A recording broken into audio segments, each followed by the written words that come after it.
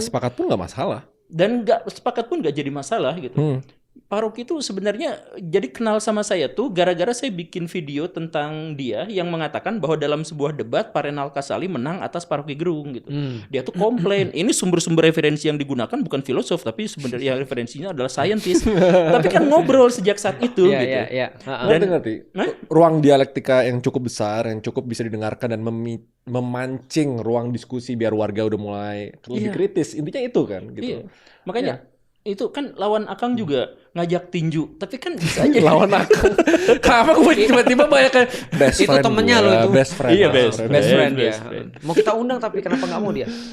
Ya. Akang Ini bukan nasabah Bitcoin. Apa? Bukan nasabah Bitcoin. Tapi kan sama-sama Cina. Oh iya. Oh iya. Iya. Tapi gue ngerti sih sebenarnya emang kalau gue pemikiran paling radikal gue sebenarnya simpel. Ya. Nggak radikal bahkan menurut gue. Satu-satunya cara yang paling konkret, yang paling holistik untuk nge-solve semua masalah di Indonesia adalah tiba-tiba seluruh warganya bisa berpikir. Ya. Sebenarnya Informasi simple. itu dibagi rata. Sebenarnya simpel, gitu aja. Tiba-tiba. Ya, somehow kalau misalnya kayak Thanos nih, cepet. Seluruh warga Indonesia punya kemampuan berpikir yang Di atas rata-rata. di atas rata-rata. Hampir semua masalah yang ada di Indonesia, dari mau sistemik, struktural, mau itu dari pemerintah, it will solve itself. Karena for once akhirnya negara nggak semuanya sheep yang di-hurt. Nanti kebenaran bakal muncul secara sendirinya. Orang bakal tahu ini yang salah, Aku ini yang sepakat. apa gitu. Enggak, tapi itu terlalu utopia nggak sih kalau misalkan Terlalu utopia, bener. ada yang lebih masuk akal dan realistis. Gimana? Minoritas kreatif. Jadi sebuah bangsa itu maju tidak usah seluruh bangsanya paham, hanya sedikit orang saja yang paham. Jadi kalau misalkan gini, dalam satu kelas ada 40 siswa.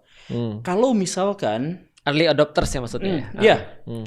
dari 40 itu 30 diantaranya tuh adalah orang netral. Ya. 5 orang baik, 5 orang jahat. Betul. Kalau misalkan si jahat itu dominan, maka seisi kelas 35 siswa itu akan jahat. Tapi kalau misalkan yang kuat itu adalah 5 orang baik, maka semuanya 35 itu akan ke bawah baik dan meninggalkan yang jahatnya terisolir. Bahkan nggak perlu 5/40 sebenarnya. Bahkan satu doang bisa. Enggak, 2,5%.